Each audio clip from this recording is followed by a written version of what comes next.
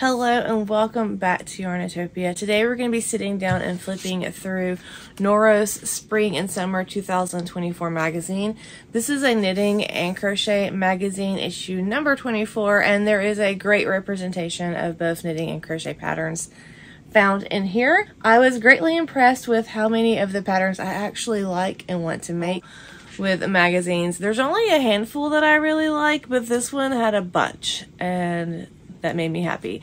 The magazine retails for $9.99 in the USA and $10.99 in Canada, and I'm going to drop the Amazon store link down below for you so that you can grab a copy of this if you like it. It features top down or bottom up sweaters, some cool crochet, and some summer scarves, but let's go ahead and head over to the table and start checking out these patterns. So this is Noro's issue 24, and it is packed full of knitting and crochet patterns that I'm pretty sure you're going to love as much as I do. As we open this up, we see the main one that caught my attention, and that is this oversized polo. We're going to talk more about it in a minute. You go in and you have your table of contents, and then we see some new yarns coming out. I love this one. It has 525 yards per 150 grams. That is pretty awesome. These are 393 yards per 100 grams. These colors are just stunning. And that is one of the great things about Noro yarn is their colors really lend way for you to have some really unique pieces and have this great depth of color with not a lot of work. I love them. I used some yarns in some previous projects, which I'm showing as I talk. But the important thing to note about Noro yarns is you really need to pay attention to your lot number and try to get all the ones that have the same lot. And that is going to ensure that all of those colors really match up all the way throughout your project. If you do not and cannot get all the same lot, I would highly suggest staggering the skeins so it's not so noticeable. We go into a story, and this is the story of Noro. Noro's founder recently passed away. I remember sharing a post about it, but it talks about, I think his son is going to take over his father's legacy and have put his own vision into the company's future, which is pretty exciting because I just really love their yarns. And it is sad to see a creative pass on from this earth, though. We go into our first pattern. This is the Seedling Scarf. This uses this exact yarn, actually, which is kind of cool. However, it uses 6 of them and I only have 4, so I can't use this for this. But I love how they do their patterns. It talks about your skill level. It talks about the yarn that they used, how many grams per skein, how many yards per skein, and how many you're going to need to get that, as well as the colors that they use, the color code. And it tells about the needle or crochet hook you use to get this finished garment. The important thing to note is your gauge. So to make sure that you only need the 6 skeins, if you haven't worked with this yarn yet, then I highly suggest you using a gauge swatch. And you would need to knit or crochet that up, wash it and dry it like you plan on doing the finished object, and then take your measurements. The gauge is always taken after washing and drying and blocking unless otherwise specified. And then you can see if you're getting the same gauge or stitches and rows per 4 inches that they have, and that's going to ensure that you only need to get the 6 skeins of yarn. And it also ensures that yours is going to be the same finished measurements as the sample piece. From that gauge, you can adjust your needle or crochet hook size by going up and down to obtain that. I really like this. It's really pretty. And a seed stitch is great for breaking up really crazy colored yarn and not allowing it to do some weird pulling. Then we go straight into a couple of these patterns. And the way that they have their magazine set up, you kind of have a pattern overview on the first half of the magazine. Then in the back is where you find all of your patterns. And then sandwiched in between is that page I showed you in the beginning intro. And that is the overview, which is amazing because if you remember that there's this sweater in here that you want to make, but you can't remember what page, you can just come here, find it, find the page number, and you're not wasting time flipping through and trying to find it. So then looking at these, I really like this Cardi. I really want to make some more Cardis. I'm really not a sweater person in general because I'm so hot-natured, but something like this with open work I think really would work for me. I do love the sleeve length and how it's not a really fitted sleeve, but a slight bell sleeve. And the amazing thing about this one is it is worked seamlessly to the yoke, and then sleeves are picked up and worked from the armholes. So I guess it's a bottom up, and I really love this single crochet trim and how it gives this little cute collar. I think that's just an adorable little feature of this carding. This one I like, but I don't really love the ruffle, but I do love this stacked shell stitch. And then it uses spike stitches to kind of really make it pop. I like how they use a thicker strap so you can hide your bra strap. I mean, the trim is kind of cute, but it's not something that I think I would wear, but it's still a really cute top. I love this pullover granny. The granny stitch is coming back so fast, and I'm for it. This has a really cute bell sleeve, which is also coming back. I love the bigger bell. I love the boxy shape of this, and I like how this is designed. So this is worked top down with corner increases forming the raglan seams. And I think that's a great construction because you can actually try it on as you go. This piece, I'm not sure I would make this one. It's a little bit too busy for me. It's super cute. That has a lot. And I am not a fancy bougie gal, but I do love the picos on this and this lace section. And I love the pineapple motif that they utilize. I think it's a great transition between the different textures and stitches. And it's a really cute top. It's just not something for me, but I do think it's really cute. And I love the color yarn that they chose. Then we have this little tank. I am all for these Pico Edges. They're such a pain. They take forever, but they give a really great finished look. And I love it. And I think it looks amazing on the model. And I love all this color and then this solid skirt that she has on. I really like this top, and that is something that I really want to make. And then we have what drew me to this magazine to begin with, and that is this tunic. Love this neckline. And I remember back in the 80s there were these kind of tunics that were very similar to this. They were more out of like a blanket kind of material, and I love those things. They were the most comfy hugs that you could wear. And so I really want to make one of these. It's utilizing different motifs that are put together, and then trim is done, and then the sleeves. It's oversized, which just means it's going to be comfortable. It's meshy fabric draped across the body, complementing the oversized fit. Single crochet ribbing worked into the back loops forms the plackets, and the color blended tones of the yarn soften the dramatic look. Geometric look. It's early, y'all. I apologize. But I really, really love this one.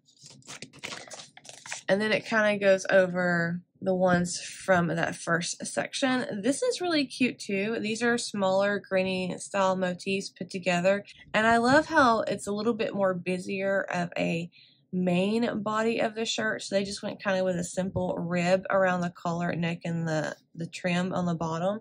And I really like that. I also really love this colorway.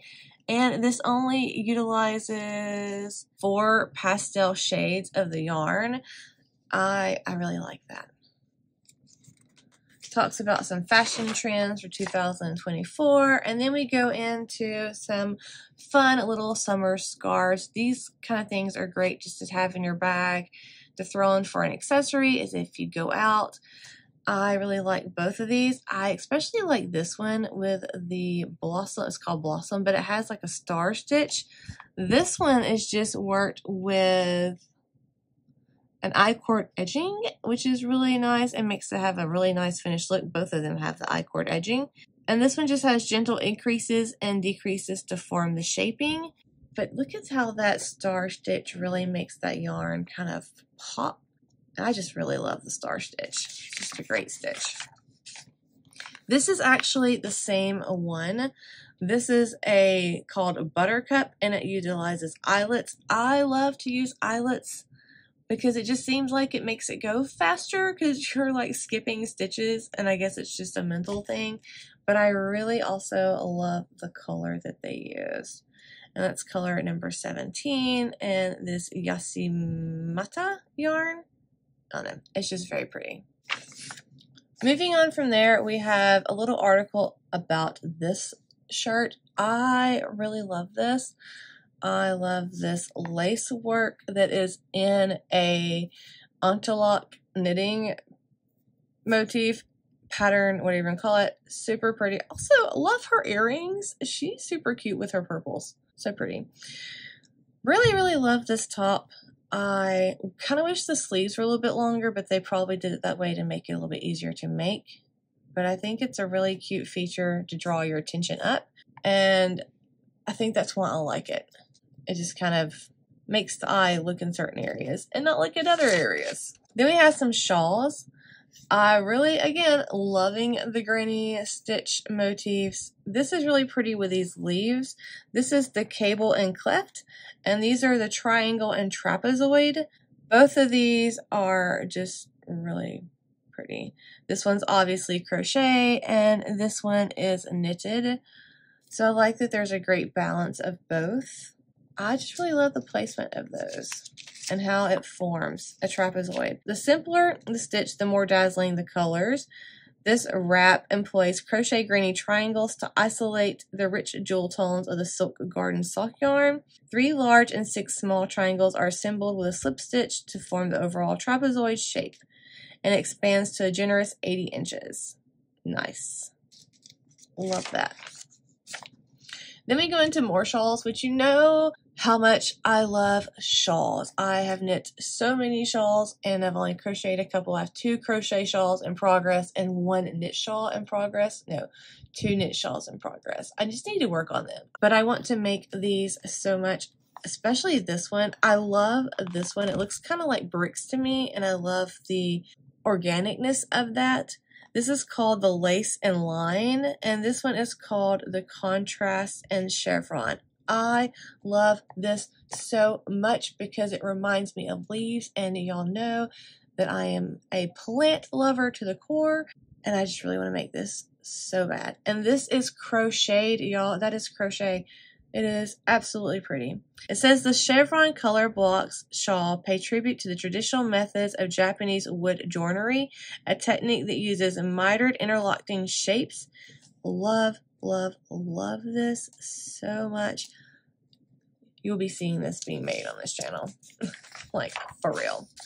There's this huge, great debate about going back and forth in the round, colors to seam or not to seam. It's a pretty interesting little article if you want to check that out. And then we go into some more patterns, and these are a little bit different take, so it's a great debate following that. Do we go top down, knit in the round, or bottom up, knit flat? And I think it really varies on the person and really on the garment, because when you have to seam, those seams do have purpose. They do allow for more structure in areas where you may need structure, but I am a top-down person if all possible, just because I like to be able to try it on things as I go, and I like to see it kind of form what it's actually making. I just love top-down. But I really love the sweater. I love this little motif that's going up around the raglan edges. It has a nice sleeve, and there's this really cute eyelet detail that's applied to the cuffs of the sleeves, the bottom of the shirts, and around the collar. It just kind of has a little bit of a roll, but I just think it's a really cute design, and I kind of love the slight A-line shape of it, and it's going to flatter a lot of people. Then we go into these pants. Y'all, I would love to make these, but I do not have the patience to make these. These are knitted. The pants are worked flat, one leg at a time, and mirrored pieces are seamed and finishing. Okay, so that's a no-go for me. I would possibly work them in the round and try to pick up the stitches and then go up here, but there is no way I'm going to be doing that, knitting flat and then seaming. That's not happening at all. This is another really cute top, cute, really simple rib stitch around the edges and the bottom, and then this V-neck, and I love how this little lace detail goes up and then it works around the neck. That's super, super cute. Very, very pretty, and I love the shape of that as well. I also love this boxy looking sweater. This is also knit. It does have a slit right here. You can kind of see it, but I like that because it kind of makes it flow better on the body, especially if you're sitting down and up and down a lot. I think it's just a great piece. I love how the sleeves look like they're rolled, but it's just a drop sleeve, and then it has some ribbing done here. This also really caught my attention. I love this piece so much. I kind of like that it doesn't have sleeves, although I kind of wish it had a little bit of a sleeve and kind of like a really just loose, great summer cardi when you're out and about, and it has pockets. Anything that has pockets is amazing in my book. Like, that's just what everything needs, is pockets. It utilizes a waffle stitch, and that's what gives it that really cool texture. And I think that's what got my attention immediately, was the texture that you can see on this piece. And it's also an A-line shaping, which means it's going to flatter every body style. I really love this poncho. And I'm not typically a fringe person, but I'm here for this fringe. I really like it. I think it's also super cute. And I love how the sleeves are formed. They're also kind of dropped. You can see the line right about here where the sleeves are kind of picked up. But I think it's really, really cute. And I love the kind of boat neck style. Just a relaxed piece to pull over. It'd be really cute over a long dress or pants or leggings. Love the color of this yarn so much. And the detail and texture in this sweater is just unreal. We have this really pretty cable. We have gorgeous ribbing. And I love that it's a thicker ribbing on the cuff, so it makes it just kind of look like it has more of a presence, I guess you can say. But I really love this whole look. And then we have this really cool piece. And I really like this. I guess it's like a blanket. It is a blanket. It could be used as a shawl.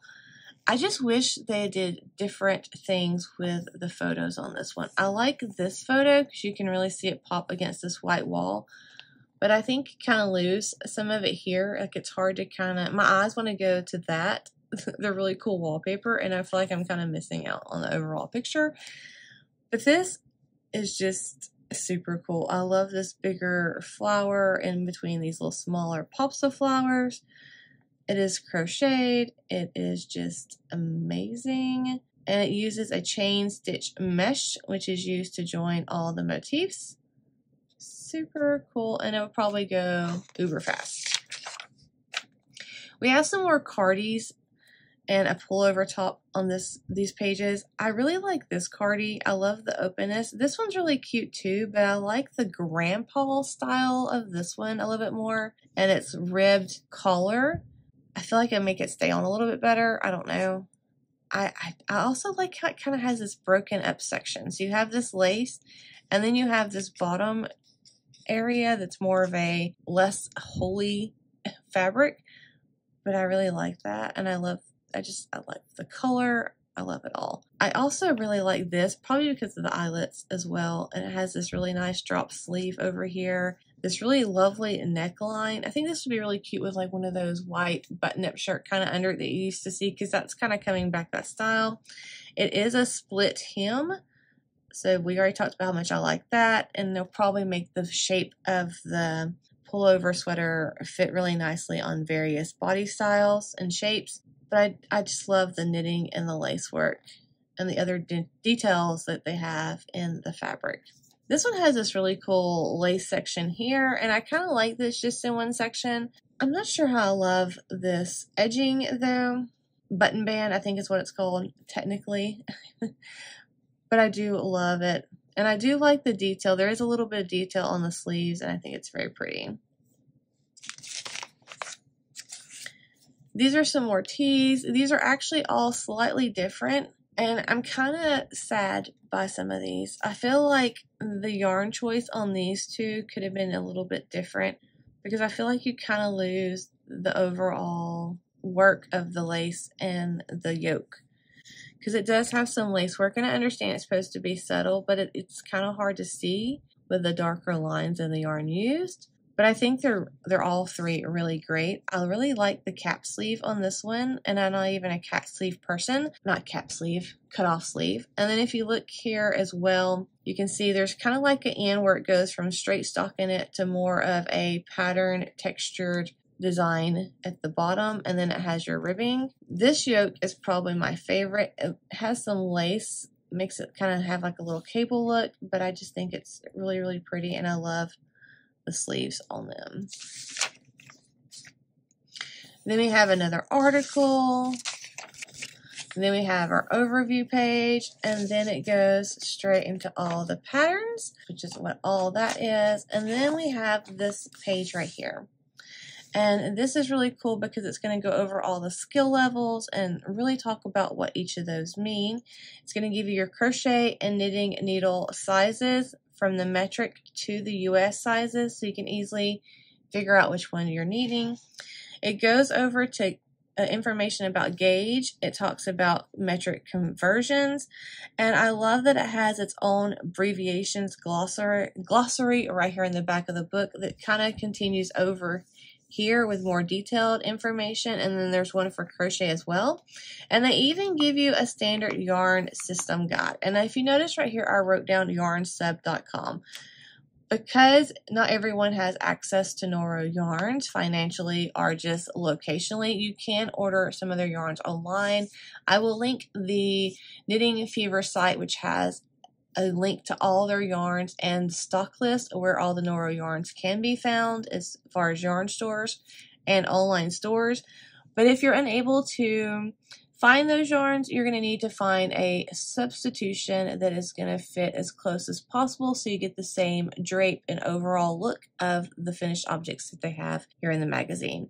And yarnsub.com is one of my favorite places to do that. It's completely free to use. You just type in the yarn that the pattern uses, and it'll give you a bunch of ones that you can substitute, as well as pictures of what that yarn looks like and the exact percentage of how close it is to the original yarn. So it may be like 98% an exact match, and sometimes, you know, they may give you some that are only like 3 to 4% of exact match. So it really helps you find a yarn that you can really substitute that's really going to help you with your project. And then we go over some global stock lists for Noro yarns. And then at the very last page, it actually has all of the yarns that are used in all of these patterns. And you can use that with this guide right here to find some different substitutions, because each one of these yarns is listed with a weight size, which is what is really common here in the United States, is we list them from 0 to 7 weight, where a lot of other places will just call it a light RDK. We call that a 3. But again, yarnsub.com is going to be your friend on finding substitutions. And another article, and that wraps up the overall look of this magazine. I hope you enjoyed this flip through. I plan to do more of these with you. Thank you for checking out my video. I hope you have a wonderful day and happy knitting and crochet. Hugs, love, and all the fluff.